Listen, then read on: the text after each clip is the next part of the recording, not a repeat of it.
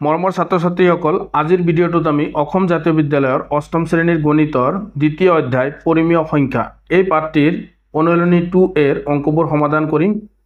এতিয়া আহা অনুশীলনী 2 এৰ 1 নম্বৰত কি কৈছে, সত্য নে অসত্য লিখা। একৰ একত কি দিয়া আছে, 0 এটা স্বাভাৱিক সংখ্যা। এতিয়া চোৱা, আমি জানো যে স্বাভাৱিক সংখ্যা ক'ৰ পৰা ষ্টাৰ্ট হয়, স্বাভাৱিক সংখ্যা ষ্টাৰ্ট হয় 1 ৰ পৰা। 1 2 3 আপ টু ইনফিনিটি লৈ। আৰু পূৰ্ণ সংখ্যা ষ্টাৰ্ট হয় 0 ৰ পৰা। 0 1 2 3 আপ টু ইনফিনিটি লৈ। আৰু অখণ্ড সংখ্যা ষ্টাৰ্ট হয় 0ক ধৰি যিমানবোৰ ঋণাত্মক আৰু ধনাত্মক আমাৰ গোটা সংখ্যা আছে সেইবোৰ হ'ব অখণ্ড সংখ্যা। এতিয়া 0 ৰ পৰা 1 2 ডট ডট ডট ইনফিনিটি লৈ, আৰু ইফালে হ'ব -1 -2 আপ টু ইনফিনিটি লৈ। এতিয়া চোৱা, ইয়াত আমাক কি কৈছে, একৰ একত কি কৈছে যে 0 এটা স্বাভাৱিক সংখ্যা। এতিয়া স্বাভাৱিক সংখ্যা ষ্টাৰ্ট হয় 1 ৰ পৰা, চ' এইটো অসত্য হ'ব।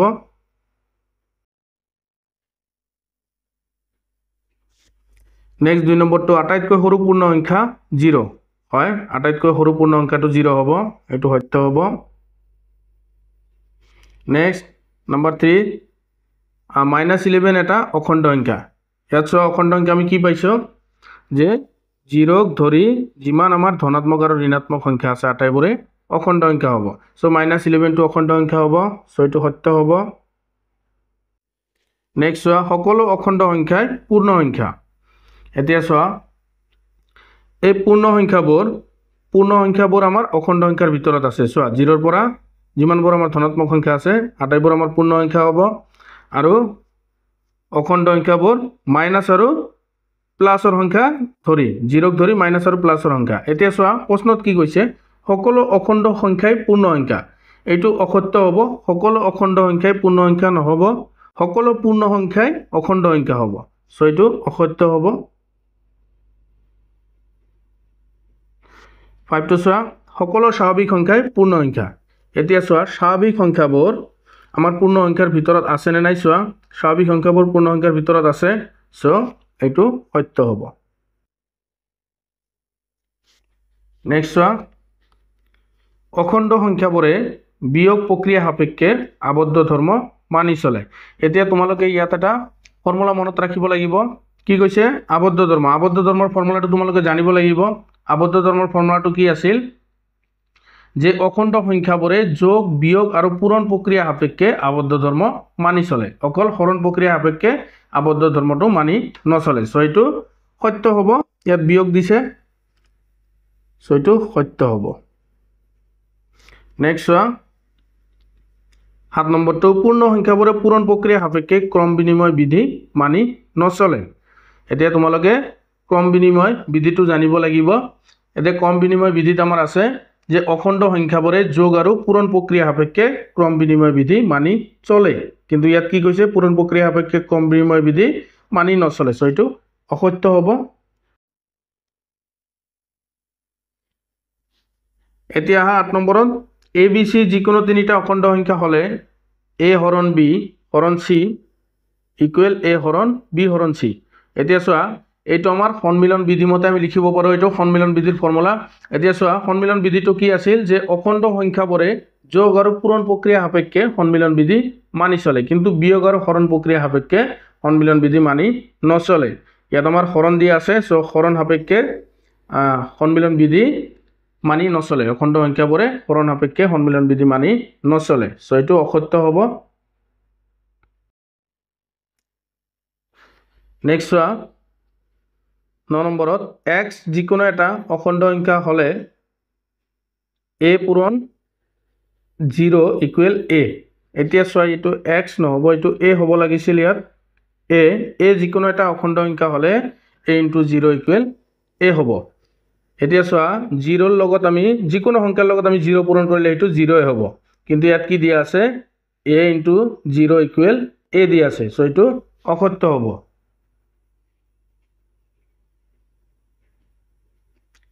নেক্সট 10 নম্বৰটো চোৱা, x যিকোনো এটা অখণ্ড সংখ্যা হলে x plus minus x equal 0 এটো সোয়া x plus minus x equal 0 দিয়া আছে ইয়াত সোয়া এটো যদি আমি ব্ৰেকেটটো উঠাই দিও কি হ'ব x প্লাস মাইনাস এটো মাইনাস হ'ব কি হ'ব x minus x কি হ'ব x minus x 0 হ'ব সো এটো সত্য হ'ব এতিয়া নেক্সট আহা 2 নম্বৰত কি কৈছে তলৰ কোনবোৰ পৰিমেয় সংখ্যা এতিয়া সোয়া এতিয়া তোমালোকে পৰিমেয় সংখ্যাৰ বিষয়ে কিছু কথা জানি ল'ব লাগিব যে পৰিমেয় সংখ্যা কোনবোৰ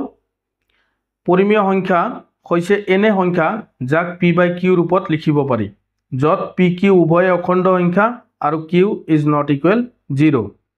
p q দুটা অখণ্ড সংখ্যা হ'ব লাগিব আৰু q টো আমাৰ 0 হ'ব নালাগে এতিয়া উদাহৰণ সোয়া সকলো অখণ্ড সংখ্যাই পৰিমেয় সংখ্যা যিমান আমাৰ অখণ্ড সংখ্যা আছে আটাইবোৰ অখণ্ড সংখ্যা আমাৰ পৰিমেয় সংখ্যাৰ ভিতৰত পৰে 2 নম্বৰত সকলো ভগ্নাংশই পৰিমেয় সংখ্যা হ'ব আমাৰ যিমানবোৰ ভগ্নাংশ আছে আমাৰ ভগ্নাংশবোৰ পৰিমেয় সংখ্যাৰ ভিতৰত পৰিব 3 নম্বৰত দিছে সীমিত বা শেষ হোৱা দশমিক সংখ্যাবোৰো পৰিমেয় সংখ্যা এটা সীমিত বা শেষ হোৱা দশমিক সংখ্যা যেনে আমাৰ 0.25 1.75 -3.5 0.125 সো শেষ হোৱা দশমিক সংখ্যাবোৰ আমাৰ পৰিমেয় সংখ্যা হ'ব নেক্সট 4 নম্বৰত দিছে সকলো অপৰিসমাপ্ত পুনৰাবৃত্ত দশমিক সংখ্যা পৰিমেয় সংখ্যা হ'ব যেনে সোয়া 0.333 0.666 0.727272 যিবোৰ সংখ্যা আমাৰ ৰিপিট হয় অপৰিসমাপ্ত কিন্তু ৰিপিট হয় পুনৰাবৃত্ত হৈ থাকে সেইবোৰ সংখ্যা আমাৰ পৰিমেয় সংখ্যাৰ ভিতৰত পৰিব এতিয়া সোয়া 2 নম্বৰত আমাৰ প্ৰথমটো আমাৰ কি দিয়া আছে -11.2 এটা -11.2 আমি -11.2 আমি লিখিব পাৰো -11.2 ইয়াক আমি লিখিব পাৰো -112/10 লিখিব পাৰো যদি দশমিকটো উঠাই দিও সো এটা আমাৰ ভগ্নাংশ হৈ গল সো এটা আমাৰ পৰিমেয় সংখ্যা হ'ব সো -11.2 টো আমাৰ পৰিমেয় সংখ্যা হ'ব নেক্সট কি কৈছে কি দিয়া আছে 4/19 এটো ভগ্নাংশ দিয়াই আছে সো 4/19 টো আমাৰ পৰিমেয় সংখ্যা হ'ব নেক্সট -17/3 এইটো আমাৰ পৰিমেয় সংখ্যা হ'ব -17/3 নেক্সট 0.3 3 ওপৰত মাত্ৰা দিয়া আছে অৰ্থাৎ 3 টো আমাৰ বাৰবাৰ ৰিপিট হৈছে সো এইটো আমাৰ পৰিমেয় সংখ্যা হ'ব 0.3 নেক্সট √2 এতিয়া সোয়া ৰুটৰ ভিতৰত যদি আমাৰ মৌলিক সংখ্যাবোৰ থাকে সেইবোৰ সংখ্যা আমাৰ হ'ব অপৰিমেয় সংখ্যা সো √2 টো আমাৰ অপৰিমেয় হ'ব 100/, এটো 101 এইটো আমাৰ পৰিমেয় সংখ্যা হ'ব যেহেতু আমাৰ এটো p by q আৰ্হিত দিয়া আছে নেক্সট সোয়া 22/7 এইটো হ'ব নেক্সট সোয়া √3 টো অপৰিমেয় সংখ্যা 6√5 এইটো অপৰিমেয় সংখ্যা ৰুটৰ ভিতৰত আমাৰ মৌলিক সংখ্যা আছে সো এইটো অপৰিমেয় সংখ্যা 1.001 এতে সোয়া এইটো কি শেষ হোৱা দশমিক সংখ্যা সো এইটো আমাৰ পৰিমেয় সংখ্যা হ'ব 1.001 নেক্সট সোয়া 2.03003 এটো আমাৰ পৰিমেয় সংখ্যা নহব কাৰণ সোয়া এইটো পুনৰাবৃত্তি হোৱা নাই এটো অপৰিসমাপ্ত হয় কিন্তু এটো পুনৰাবৃত্তি হোৱা নাই ৰিপিট হোৱা নাই সো এটো আমাৰ অপৰিমেয় সংখ্যা হ'ব নেক্সট সোয়া -3.13113 এইটো সোয়া ৰিপিট হোৱা নাই সো এটো অপৰিমেয় সংখ্যা হ'ব এতিয়া 0 টো আমাৰ এটো পৰিমেয় সংখ্যা হয় যেহেতু 0 টো অখণ্ড সংখ্যা আৰু 0/5 টো আমাৰ p by q আৰ্হিত আছে আৰু q is not equal 0 আছে সো এটা আমাৰ পৰিমেয় সংখ্যা হ'ব সো পৰিমেয় সংখ্যাবোৰ আমাৰ এইকিটা হ'ব এতিয়া নেক্সট নম্বৰ 3 তলৰ কোনবোৰ ধনাত্মক আৰু কোনবোৰ ঋণাত্মক পৰিমেয় সংখ্যা বাছি উলিয়া একেবাৰে ইজি হয় সোয়া মাইনাস চিহ্ন থকাবোৰ আমাৰ ঋণাত্মক পৰিমেয় সংখ্যা আৰু মাইনাস চিহ্ন নথকাবোৰ আমাৰ ধনাত্মক পৰিমেয় সংখ্যা এতিয়া সোয়া প্রথমটো আমার কি দিয়া আছে 125 বাই -467 এটা মাইনাস চিহ্ন এটা দিয়া আছে সো এটা আমার ঋণাত্মক পরিমেয় সংখ্যা হ'ব নেক্সট আছে 0/99 এটো 0/99 এটো 0 হৈ যাব 0 টো আমাৰ ধনাত্মক নহয় ঋণাত্মক নহয় পৰিমেয় সংখ্যা হয় কিন্তু ধনাত্মক বা ঋণাত্মকৰ ভিতৰত নপৰে এতিয়া এটো চোৱা -27 বাই -13 এটা উপৰতো মাইনাস আছে তলতো মাইনাস আছে সো -1 এর আমি তলে উপরে পূরণ করে দিলে কি হ'ব প্লাস হৈ যাব 27/13 হৈ যাব সো এটা আমার ধনাত্মক পরিমেয় সংখ্যা হ'ব এইটো আমার মাইনাস চিহ্ন নাই সো এইটো ধনাত্মক পরিমেয় সংখ্যা ইয়াত আমার মাইনাস চিহ্ন আছে সো এইটো ঋণাত্মক পরিমেয় সংখ্যা সো লিখাখিনি এনেদৰে লিখি দিবা যে ধনাত্মক পৰিমেয় সংখ্যা -27/-13 আৰু 560/493 আৰু ঋণাত্মক পৰিমেয় সংখ্যা 125/-467 আৰু -77/101 এতিয়া নেক্সট নাম্বাৰ 4 কি কৈছে তলৰ পৰিমেয় সংখ্যাবোৰক প্ৰামাণিক ৰূপলৈ নিয়া এতিয়া চোৱা সংখ্যাৰ প্ৰামাণিক ৰূপ কি হ'ব যে যাতে সংখ্যাটোৰ লব আৰু হৰৰ একৰ বাহিৰে যাতে আন কোনো সাধাৰণ উৎপাদক না থাকে আৰু আমাৰ মাইনাস চিহ্নটো যদি আমাৰ তলত থাকে এটো আমি ওপৰত ল'ব লাগে এতিয়া চোৱা প্ৰথমটো আমাক কি দিয়া আছে 95/-57 এতিয়া আমাৰ প্ৰথম কামটো হ'ল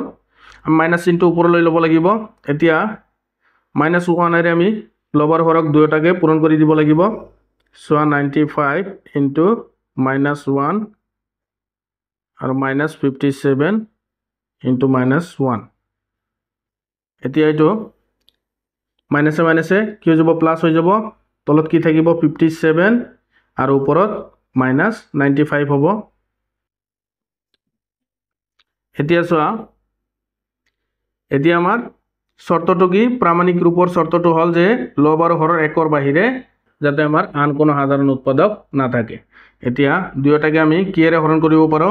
19 ৰে হৰণ কৰিব পাৰো 19 ৰে এতিয়া চোৱা -95 ক হৰণ কৰি দিয়া 19 ৰে আৰু 57 ক হৰণ কৰি দিয়া 19 ৰে এতিয়া চোৱা 19 ৰে যদি হৰণ কৰা তেন্তে ইয়াৰ আনসাৰ কি আহিব 19 to 95 ত যাব 5 বাৰ সো ওপৰত হৈ যাব -5 আৰু 57 ত 19 to যাব 3 বাৰ সো তলত হৈ যাব 3 এতিয়া চোৱা 5 আৰু 3 এৰ একৰ বাহিৰে আন কোনো সাধাৰণ উৎপাদক নাই সো এটো হৈ যাব আমাৰ 95/-57 ৰ প্ৰামাণিক ৰূপ প্ৰথমতে কি কৰিবা যে মাইনাস চিহ্নটো যদি তলত থাকে এটো -1 এৰে পূৰণ কৰি ওপৰলৈ লৈ যাবা আৰু নেক্সট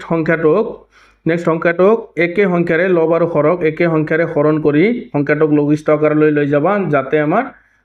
একৰ বাহিৰে লব আৰু হৰৰ যাতে সাধাৰণ উৎপাদক না থাকে সো সেই সংখ্যাটো হৈ যাব প্ৰামাণিক ৰূপ বুজি পালা একেবাৰে ইজি হয় বাকি কেইটাৰ মই সমাধান স্ক্ৰিনত লগাই দিছো তোমালোকে উঠাই লবা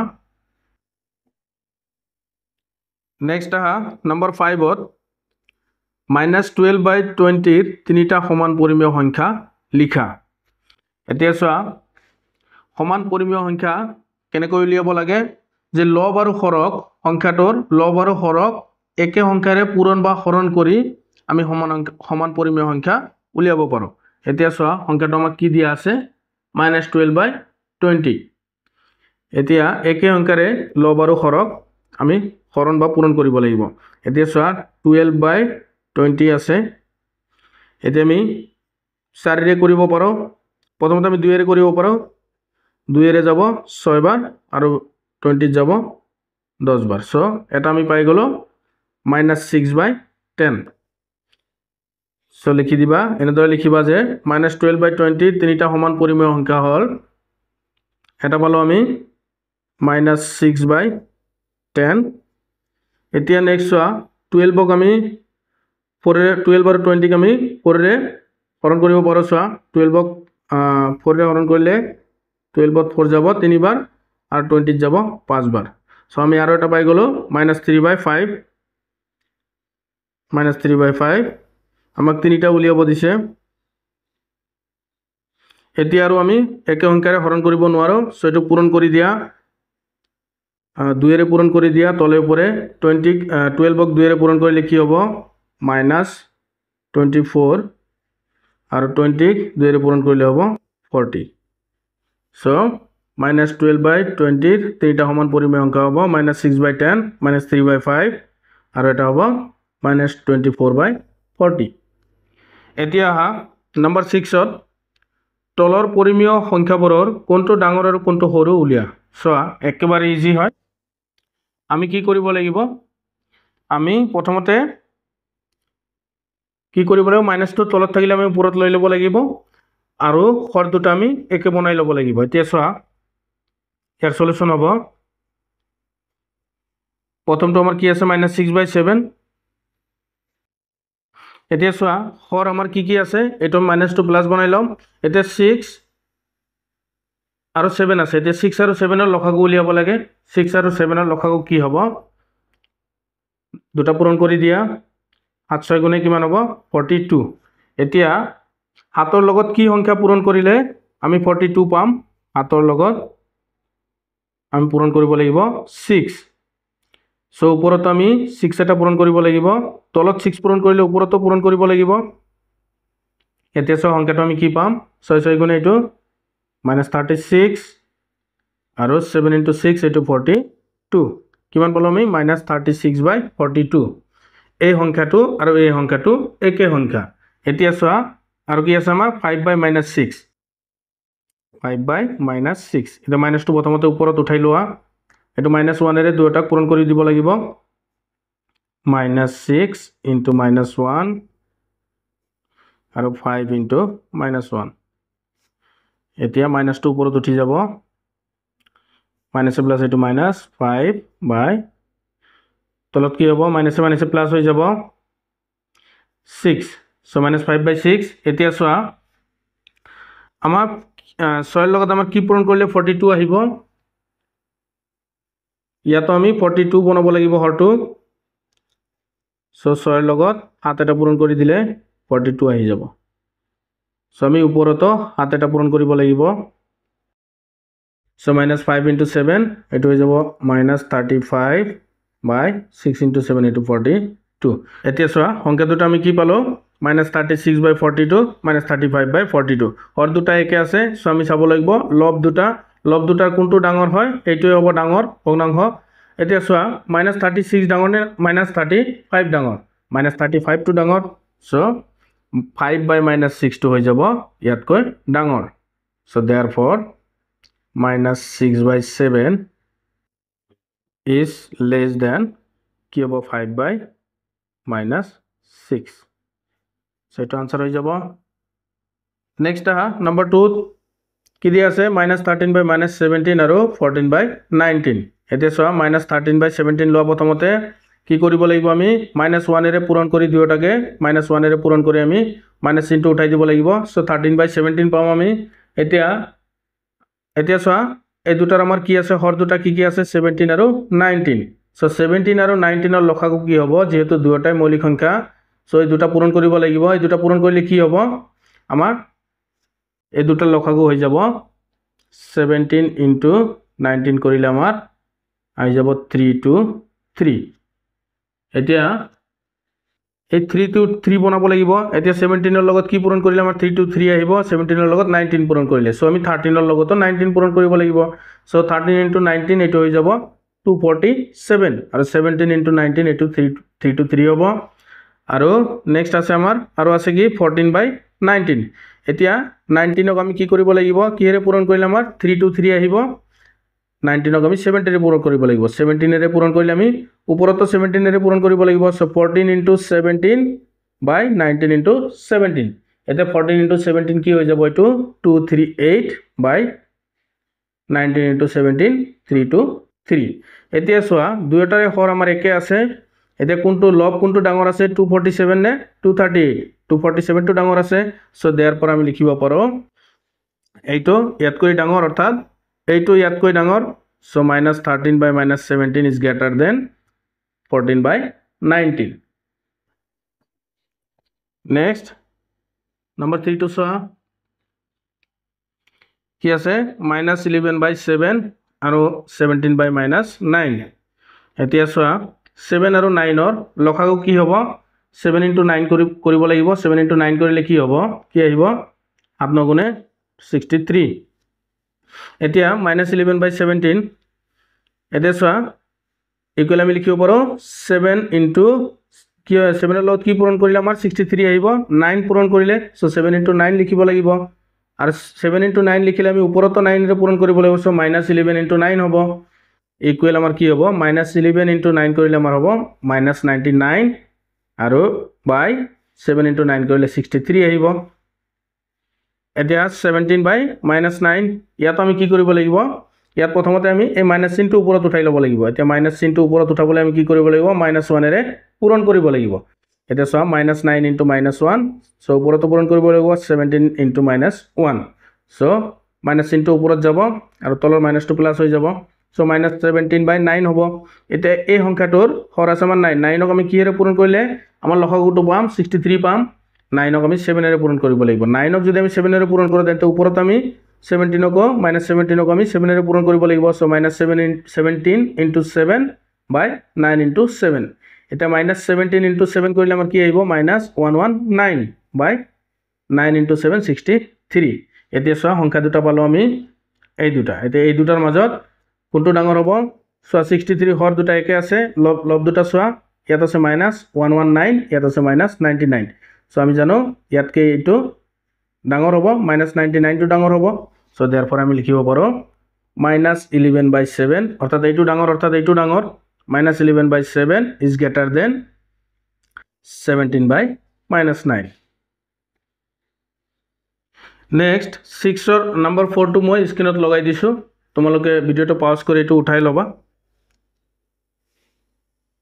এতিয়া নেক্সট নম্বৰ 7 ত কি কৈছে যে তলৰ পৰিমেয় সংখ্যাবোৰ ঊৰ্ধ্বক্ৰমত লিখা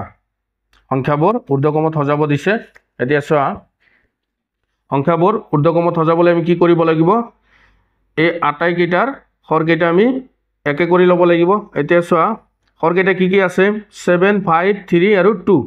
এতিয়া এই 7 5 3 আৰু 2 ৰ আমি লসাগু উলিয়াই ল'ব লাগিব চোৱা আটাইকেইটা আমাৰ কি আছে মৌলিক সংখ্যা সো এইবোৰ আমি পূৰণ কৰি ইয়াতৰ আমি লসাগু উলিয়াব লাগিব 7 * 5 * 3 * 2 পূৰণ কৰি দিয়া 7 5 গুণে কিমান 35 35 3 গুণে 35 2 গুণে 70 3 70 গুণ 210 এতিয়া 210 হল আমাৰ লসাগু এতিয়া চোৱা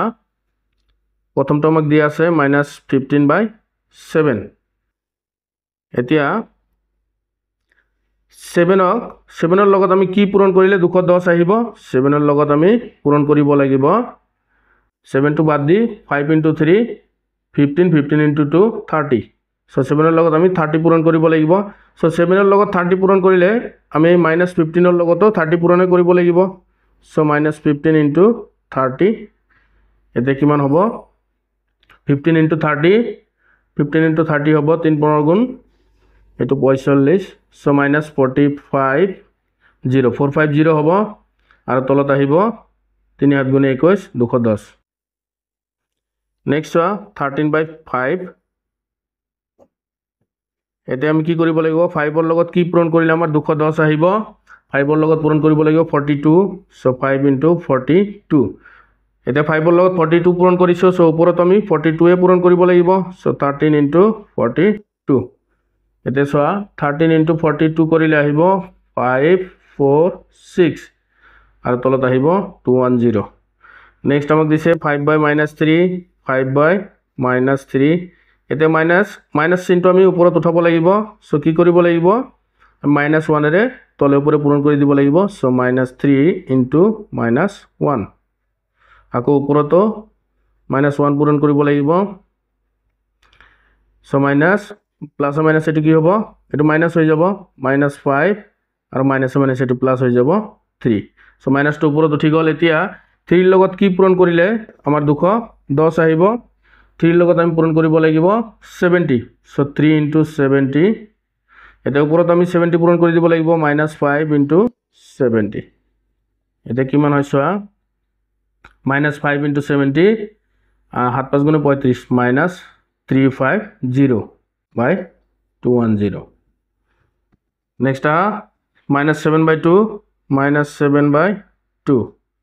এতিয়া চোৱা 2 লগত আমি কি পূৰণ কৰিব লাগিব কি পূৰণ কৰিলে আমাৰ 210 আহিব 2 লগত পূৰণ কৰিব লাগিব 105 তো আমি ওপৰতো 105 এটা পূৰণ কৰি দিব লাগিব 7 × 105 এতিয়া চোৱা 7 × 105 কৰিলে কিমান আহে -735 আহিব আৰু 2 × 105 কৰিলে আহিব 210 এতিয়া চোৱা এই আটাইকেইটাৰ হৰ আমাৰ একে আহিছে সো এতিয়া আমি সংখ্যাবোৰ ঊৰ্ধ্বক্ৰমত সজাব পাৰো এতিয়া চোৱা আটাইতকৈ সৰু কোনটো হ'ব আটাইতকৈ সৰু হ'ব -735 অৰ্থাৎ -7/2 টো আটাইতকৈ সৰু হ'ব সো লিখি দিয়া লিখাটো এনেদৰে লিখিবা therefore সংখ্যাবোৰৰ ঊৰ্ধ্বক্ৰমটো হ'ল প্ৰথমতে এইটো আহিব ঊৰ্ধ্বক্ৰমটো হ'ল সৰুৰ পৰা ডাঙৰলৈ সো আটাইতকৈ সৰু হ'ব -7/2 so -7/2 is less than এতিয়া চোৱা তাৰ পিছত ডাঙৰটো কোনটো আছে তাৰ পিছৰটো হ'ব -450 -450/210 অৰ্থাৎ -15/7 হ'ব so -15/7 is less than তাৰ পিছৰটো কোনটো হ'ব -350/210 অৰ্থাৎ 5/-3 টো হ'ব so 5/-3 is less than কি হ'ব নেক্সট হ'ব আমাৰ 546/210 অৰ্থাৎ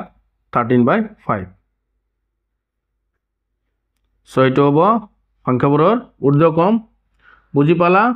so next হাতৰ 2 নম্বৰটো মই স্ক্ৰিনত লগাই দিছো তোমালোকে ভিডিওটো পজ কৰি উঠাই লবা এতিয়া নেক্সট আহা নম্বৰ 8ত কি কৈছে তলৰ পৰিমেয় সংখ্যাবোৰৰ মাজৰ তিনিটাকৈ পৰিমেয় সংখ্যা উলিওৱা সো এইবোৰ একেবাৰে ইজি হয় এতিয়া চাই লোৱা হাতৰ 1 নম্বৰটোত কি দিয়া আছে -half আৰু 1/10 এই দুটাৰ মাজত আমাক তিনিটা পৰিমেয় সংখ্যা উলিয়াব দিছে সো ইয়াত আমি প্ৰথমতে কি কৰি ল'ব লাগিব প্ৰথমতে হৰ দুটা আমি একে বনাই ল'ব লাগিব সো ইয়াত কি আছে -half অৰ্থাৎ -1/2 এতিয়া হৰ দুটা কি আছে চোৱা 2 আৰু 10 আছে এতিয়া 2 আৰু 10 ৰ আমি লসাগু উলিয়াই ল'ব লাগিব এতিয়া চোৱা 2 আৰু 10 ৰ লসাগু কিমান হ'ব 10 এ হ'ব 2 আৰু 10 ৰ লসাগু 10 এ হ'ব এতিয়া চোৱা 2 ৰ লগত কি পূৰণ কৰিলে 10 আহিব 2 ৰ লগত 5 এটা পূৰণ কৰিলে 10 আহিব সো -1 ৰ লগত আমি 5 এটা পূৰণ কৰিব লাগিব সো কিমান আহিব -1 × 5 -5/10 আৰু দিয়া আছে 1/10 এতিয়া 1/10 ৰ লগত কি এটো 1 এ পূৰণ কৰিব লাগিব সো 10 × 1 1 × 1 সো 1/10 এতিয়া 1/10 আৰু -5/10 ৰ মাজত তিনিটা পৰিমেয় সংখ্যা উলিয়াব লাগে সো এতিয়া আমি উলিয়াই দিব পাৰো সো therefore -half আৰু 1/10 10 ৰ মাজত তিনিটা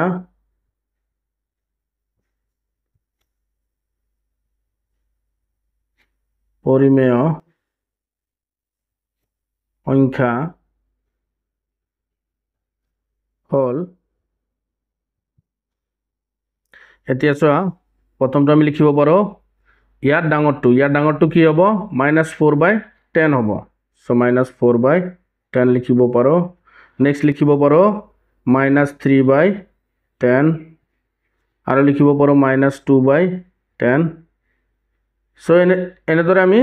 আৰু বহুত কেইটা 1/10 লৈকে লিখিব পাৰো সো আমাক তিনিটা উলিয়াব দিছে সো হাফ আৰু 1/10 ৰ মাজৰ পৰিমেয় সংখ্যা তিনিটা হ'ব এই তিনিটা ইয়াত আৰু এটা কথা চোৱা এনে ধৰণৰ অংকবোৰৰ সমাধান তোমালোকে উত্তৰমালাত মিলাব নাযাবা কাৰণ চোৱা -5/10 আৰু 1/10 ৰ মাজত আমি বহুকেইটা সংখ্যা আমি উলিয়াব পাৰো সো এই সমাধানবোৰ নিমিলিবও পাৰে নাইবা চোৱা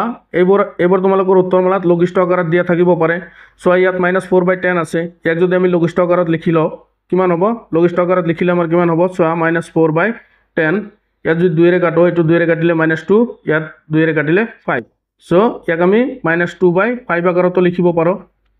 সো তোমালোকৰ উত্তৰমালাত এনে ধৰণৰ অংকবোৰৰ সমাধান তোমালোকে উত্তৰমালাত মিলাব নাযাবা নেক্সট আহা 8ৰ 2 নম্বৰত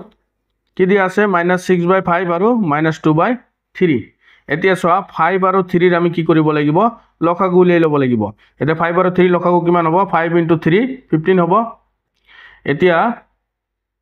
এই 5ক কি কৰিব লাগিব 5ৰ লগত কি পূৰণ কৰিলে 15 আহিব 5ৰ লগত 3 এটা পূৰণ কৰিলে 15 আহিব সো 5ৰ লগত 3 পূৰণ কৰিলে ওপৰত থকা আমাৰ -6ৰ লগত 3 পূৰণ কৰিব লাগিব সো -6 * 3 -18 আৰু 5 * 3 15 এদৰে আমাৰ -2/3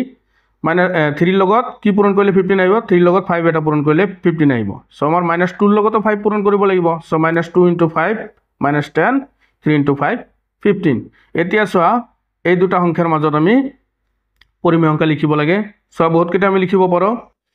ইয়াতকৈ ডাঙৰ সংখ্যাটো কি হ'ব -17/15 তাৰ পিছত আমাৰ -16/15 -14/15 -15/15 -13/15 সো এনেদৰে বহুত কেইটা আমি লিখিব পাৰো সো therefore লিখি দিয়া -18/15 আৰু -10/15 ৰ মাজত তিনিটা পৰিমেয় সংখ্যা হ'ল -17/15 -16/15 -15/15 সো নেক্সট আহা নাম্বার 3 নাম্বার 3 কি দিয়া আছে 10/-12 আৰু 13/-16 এতিয়া চোৱা 12 আৰু 16 ৰ লসাগু উলিয়াই লোৱা 12 16 দুয়োটাকে আমি 4 ৰে ভাগ কৰিব পাৰো 4 যাব 12ত 3 বাৰ আৰু 16ত যাব 4 বাৰ এতিয়া চোৱা 4 * 3 4 * 4 16 16 * 3 48 সো 48 আহিব আমাৰ লসাগু এতিয়া চোৱা 10/-12 এতিয়া -2 প্ৰথমতে আমি ওপৰত উঠাই ল'ব লাগিব সো -1 ৰে পূৰণ কৰিলে -2 ওপৰত উঠি যাব সো -10/12 হ'ব সো ইয়াক আমি এনেদৰে লিখিব পাৰো এতিয়া চোৱা 12 আছে 12 ৰ লগত কি পূৰণ কৰিলে আমাৰ 48 হ'ব 12 ৰ লগত 4 এটা পূৰণ কৰিলে 48 হ'ব সো আমি -10 ৰ লগতো 4 এটা পূৰণ কৰিব লাগিব সো আমাৰ কি আহিব -40/48 10 * 4 40 সো -40/48 সো ইয়ালৈকে ৰাখি দিয়া এতিয়া আহা -13/16 এতিয়া 16 ৰ লগত কি পূৰণ কৰিলে 48 আহিব 16 ৰ লগত 3 এটা পূৰণ কৰিলে 48 আহিব সো আমি -13 ৰ লগতো 3 এটা পূৰণ কৰিব লাগিব সো -13 ৰ লগত 3 এটা পূৰণ কৰিলে কি আহিব -39 আৰু 16 * 3 48 এতিয়া ইয়ালৈকে ৰাখি দিয়া চোৱা আমাৰ কি আহিল -40/48 আৰু -39/48 এতিয়া চোৱা এই দুটা সংখ্যাৰ মাজত আমি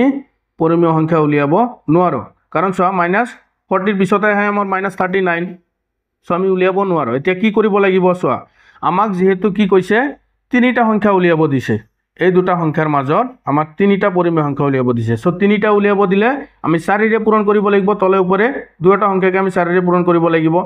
আৰু যদি 5টা উলিয়াব দিয়ে 6টা উলিয়াব দিলে 7 ৰে পূৰণ কৰিব লাগিব 7টা উলিয়াব দিলে 8 ৰে পূৰণ কৰিব লাগিব এনেদৰে যিকেইটা উলিয়াব দিব তাতকৈ এক বেছি ধৰি আমি পূৰণ কৰিব লাগিব এতিয়া চোৱা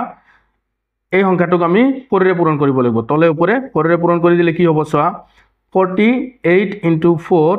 4 কৰিলে আহিব 192 আৰু 40 * 4 কৰিলে আহিব 160 সো -160/192 এতিয়া ইয়াকো আমি 4 ৰে পূৰণ কৰিব লাগিব তলে ওপৰে এটা চোৱা -39 * 4 কৰিলে 4 কৰিলে আহিব -156 আৰু 48 * 4 কৰিলে আহিব 192 এতিয়া চোৱা হৰ দুটাটো আমাৰ একে থাকিল এতিয়া চোৱা -160 আৰু -156 ৰ মাজত আমাৰ তিনিটা পৰিমেয় সংখ্যা আহি যায় এতিয়া চোৱা therefore 160 -160/192 আৰু -156/192 ৰ মাজত তিনিটা পৰিমেয় সংখ্যা হ'ল সো ইয়াতকৈ ডাঙৰ কোনটো হ'ব ইয়াতকৈ ডাঙৰ হ'ব 159 সো -159/192 তাৰ পিছতো -158/192 তাৰ পিছতো হ'ব -157/192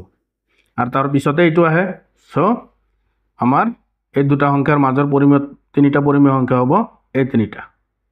এতিয়া নেক্সট আহা নম্বৰ 9ত তলৰ পৰিমেয় সংখ্যাবোৰৰ মাজত নিৰ্দেশ কৰা অনুসৰি পৰিমেয় সংখ্যা উলিয়া এতিয়া চোৱা এই 8 আৰু 9 আমাৰ একে অংক হয়। 8ত তিনিটাকৈ উলিয়াব দিছিল, ইয়াত ধৰি দিয়া হৈছে অংকবোৰত কেইটাকৈ আমাৰ পৰিমেয় সংখ্যা উলিয়াব লাগে। সো একে অংক হয়। সো 1 নম্বৰটোত কি দিয়া আছে -2/3 আৰু 4/5ৰ মাজত 5টা। সো 5টা পৰিমেয় সংখ্যা আমি উলিয়াব লাগে। সো চোৱা -2/3 আৰু 4/5। এতিয়া 3 আৰু 5ৰ আমি লসাগু উলিয়াব লাগিব। 3 আৰু 5ৰ আমাৰ লসাগু কি হ'ব?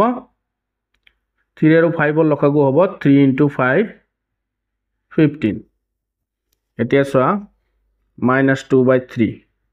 এতিয়া 3ৰ লগত কি পূৰণ কৰিলে আমাৰ 15 আহিব? 3ৰ লগত 5 এটা পূৰণ কৰিলে 15 হ'ব। সো -2ৰ লগতো আমি 5 এটা পূৰণ কৰিব লাগিব। সো কি আহিব? -2 × 5 -10/15। এতিয়া 4/5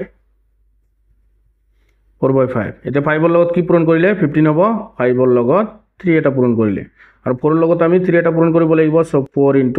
3। এতিয়া চোৱা 4 × 3 কৰিলে কি হ'ব?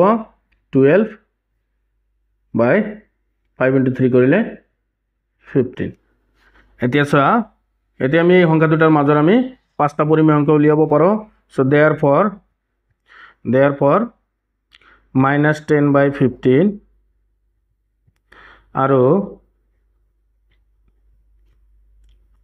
12/15 15ৰ মাজত 5টা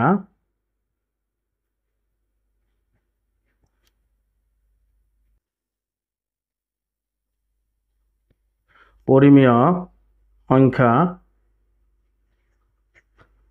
হ'ল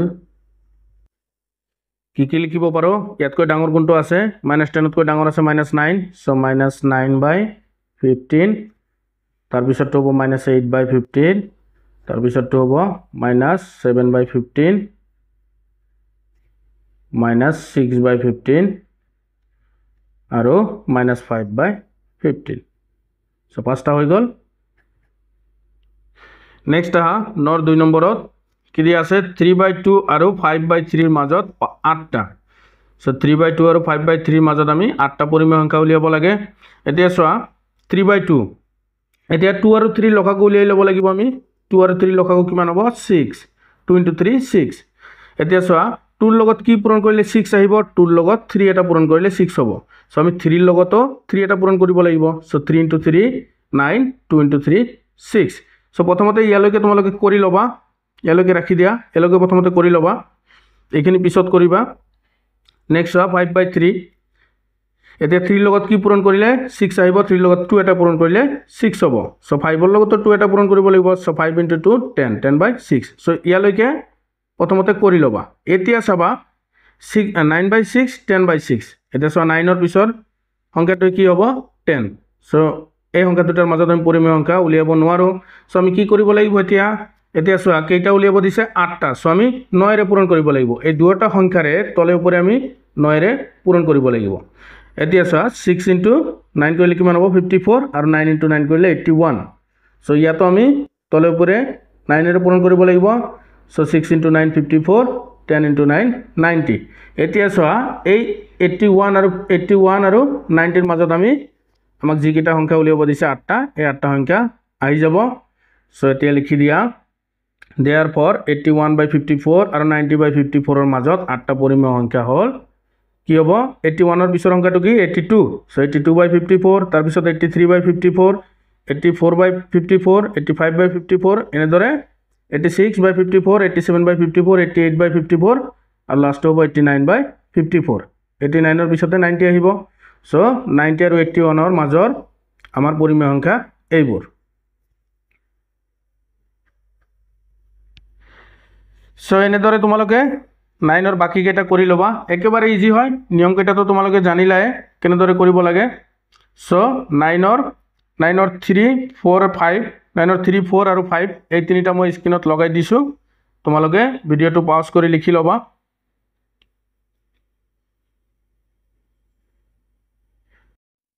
এতিয়া নেক্সট আহা নম্বৰ 10ত তলৰ পৰিমেয় সংখ্যাবোৰ সংখ্যাৰেখাত উপস্থাপন কৰা।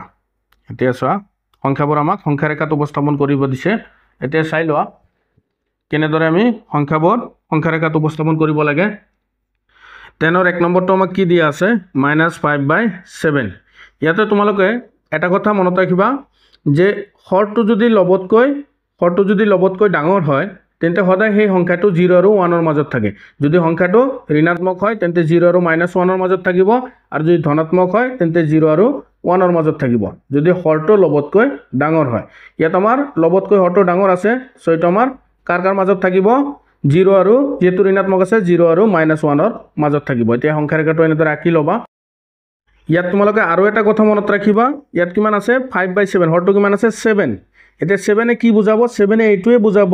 যে এই 0 আৰু এই -1 এই 0 আৰু -1 ক কেইটা ভাগ কৰিব লাগে 0 আৰু -1 ক আমি কেইটা ভাগ কৰিব লাগে এইখিনি ৰেখাক আমি 7টা ভাগ কৰিব লাগে হৰ যিমান থাকিব সেইকেইটা আমি ভাগ কৰিব লাগে আৰু 5 ওপৰৰ লবটো এইটো বুজাব যে কিমান নম্বৰ ঘৰটো হ'ব এতিয়া সব প্ৰথমতে 7 আছে 7টো আমি 7টা ভাগ কৰিব লাগিব 7টা ভাগ কৰিবলৈ আমি কি কৰিব লাগিব 6টা দাগ কাটিব লাগিব এতিয়া সব সমানে 6টা দাগ কাটি দিয়া 1 2 3 4 5 6 এতিয়া সব ভাগ আমাৰ 7টা হৈছে 1 2 3 4 5 6 7 7টা ভাগ হল এতিয়া সব প্ৰথমটো আমাৰ কি হ'ব প্ৰথমটো হ'ব -1/7 নেক্সট হ'ব -2/7 তাৰ পিছতটো হ'ব -3/7 তাৰ পিছতটো হ'ব -4/7 আৰু তাৰ পিছতটো হ'ব -5/7 আৰু এইটো পিছতটো হ'ব -6/7 আৰু এইটো হ'ব -7/7 অৰ্থাৎ -1 এতিয়া চোৱা ওপৰত কিমান দিয়া আছিল আমাৰ 5 সো 5 দিয়া আছে অৰ্থাৎ আমাৰ 5 ঘৰ চোৱা 1 2 3 4 5 এইটো বুজাল সো -5/7 কত আছে আমাৰ ইয়াতে আছে সো এইটো তোমালোকে বিন্দুটোৰ এটা নাম দি দিয়া ধৰা a দিয়া এতিয়া therefore লিখি দিয়া a বিন্দুৱে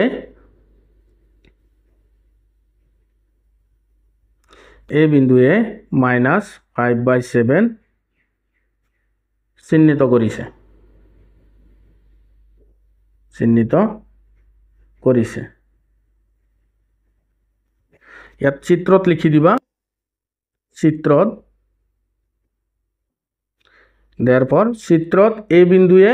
-5/7 ক চিহ্নিত কৰিছে সো একেবাৰে ইজি হয় নেক্সট নাম্বাৰ 2 টো চোৱা কিমান দিয়া আছে 7/9 এতিয়া ইয়াতো আমাৰ হৰটো ডাঙৰ আছে লবতকৈ হৰটো ডাঙৰ আছে অৰ্থাৎ এই সংখ্যাটো কাৰ মাজত থাকিব 0 আৰু 1 ৰ মাজত যেহেতু ধনাত্মক সো 0 আৰু +1 ৰ মাজত থাকিব 0 আৰু 1 ৰ মাজত থাকিব সংখ্যাটো এতিয়া চোৱা তলত কিমান আছে হৰটো 9 আছে সো আমি 0 আৰু 1 ক কেইটা ভাগত ভগাব লাগিব 9টা ভাগত ভগাবলৈ আমি কি কৰিব লাগিব 8টা দাগ কাটিব লাগিব চোৱা সমানে 8টা দাগ কাটিব লাগিব 1 2 3টা 4টা 5টা 6টা 7টা 8টা দাগ কাটিলে আমাৰ কিমান হ'ব ভাগ 9টা হ'ব 1 2 3টা 4টা 5টা 6টা 7টা 8টা 9টা এতিয়া লিখি দিয়া 0 ৰ পিছতটো কি হ'ব 1/9 তাৰ পিছতটো 2/9 তাৰ পিছতটো 3/9 তাৰ পিছতটো 4/9 তাৰ পিছতটো হ'ব 5/9 6/9 তাৰ পিছতটো 7/9 আৰু তাৰ পিছতটো হ'ব 8/9 আৰু 8/9 ৰ পিছত কি আহে 9/9 অৰ্থাৎ 1 এতিয়া চোৱা আমাৰ সংখ্যাটো কি আছে 7/9 ক'ত আহিছে ইয়াতে 7/9 এই দাগটোত এতিয়া দাগটোৰ এটা নাম দি দিয়া বিন্দুটোৰ b নাম দিছো এতিয়া চোৱা therefore লিখি দিবা therefore চিত্ৰত b বিন্দুৱে 7/9 চিহ্নিত কৰিছে নেক্সট চোৱা নেক্সট 10 ৰ নম্বৰ 3 কিমান দি আছে -10/3 ইয়াতে চোৱা হৰটো সৰু আছে লবতকৈ হৰটো সৰু আছে এতিয়া এনেকুৱা থাকিলে তোমালোকে কি কৰি লবা প্ৰথমতে এই ভগ্নাংশটোক সমস্ত বনাই লবা এতিয়া সমস্ত বনাবলৈ আমি কি কৰিব লাগিব হৰণ কৰি দিয়া 10 ক 3 ৰে হৰণ কৰি দিয়া 3 ৰে হৰণ কৰিলে 10 ত 3 কিমান বাৰ যাব 3 বাৰ যাব 3 বাৰ গলে ইয়াত 9 হ'ব আৰু ভাগশেষ থাকিল আমাৰ 1 এতিয়া চোৱা তোমালোকে লিখিবা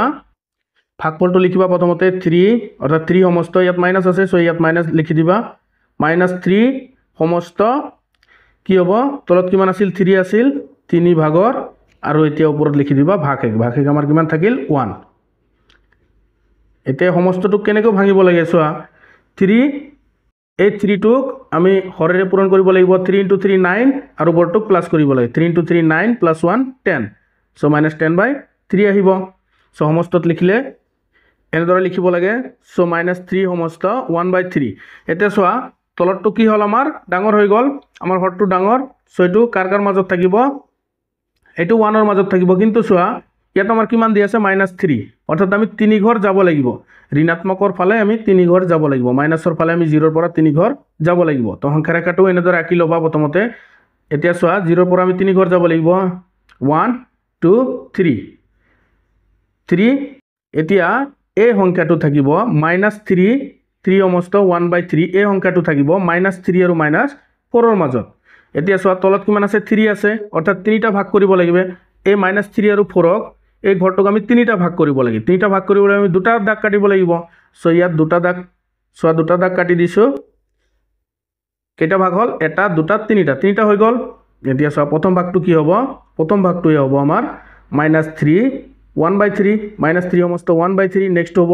-3 সমস্ত 2/3 সো হৈ গল এতিয়া চোৱা সংখ্যাটো আমাৰ কত আহিছে -3 সমস্ত 1/3 আহিছে এই বিন্দুটোৰ এটা নাম দি দিয়া ধৰা C সো therefore লিখি দিবা therefore চিত্ৰত C বিন্দুৱে -3 সমস্ত 1/3 চিহ্নিত কৰিছে হৈ গল একেবাৰে ইজি হয় নেক্সট চোৱা 10 নম্বৰ 4টো 8/5 দিয়া আছে ইয়াতো চোৱা ইয়াতো হৰটো লবতকৈ সৰু আছে সো ইয়াক আমি সমস্তত ভাঙিব লাগিব সমস্তত ভাঙিলে কি হ'ব চোৱা 5 8ত কেইবাৰ যাব এবাৰ যাব কিমান থাকিব 8ত 3 বাকি থাকিব সো 3/5 1 সমস্ত 3/5 এতিয়া চোৱা এই সংখ্যাটো কাৰ মাজত থাকিব 1 দিয়া আছে সো 1 আৰু 2 ৰ মাজত থাকিব সংখ্যাটো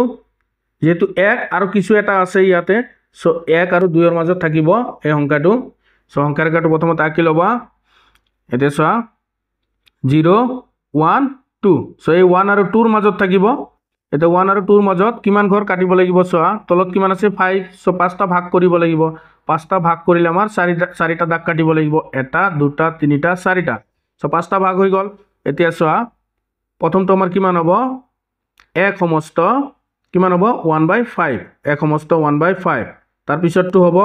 1 সমস্ত 2/5 তাৰ পিছৰটো হ'ব 1 সমস্ত 3/5 তাৰ পিছৰটো 1 সমস্ত 4/5 আৰু তাৰ পিছৰটো হয় 1 সমস্ত কিমান 5/5 5/5 অৰ্থাৎ 1 হয় 1 আৰু 1 2 হয় সো এতিয়া চোৱা এই সংখ্যাটো আমাৰ ক'ত আহিছে এই সংখ্যাটো ইয়াতে আহিছে 1 সমস্ত 5/3 এতিয়া এই বিন্দুটোৰ এটা নাম দি দিয়া ধৰা D সো therefore চিত্ৰত D বিন্দুৱে 1 সমস্ত 3/5 চিহ্নিত কৰিছে এইখিনি হ'ব নেক্সট আহা 5ত 10ৰ 5ত কিমান দিয়া আছে -1 সমস্ত 5/7 ইয়াত সমস্ত কৰিয়ে দিয়া আছে এতিয়া চোৱা -1 আৰু কিবা এটা দিয়া আছে সো -1 আৰু -2 ৰ মাজত থাকিব সো ইয়াত সংখ্যা ৰেখাটো আঁকি লবা -1 আৰু -2 ৰ মাজত কিমানটা ভাগ কৰিব লাগিব তলত কিমান আছে 7 সো 8টা ভাগ কৰিব লাগিব আৰু প্ৰথম ভাগটো কি হ'ব চোৱা প্ৰথম দাগটো হ'ব -1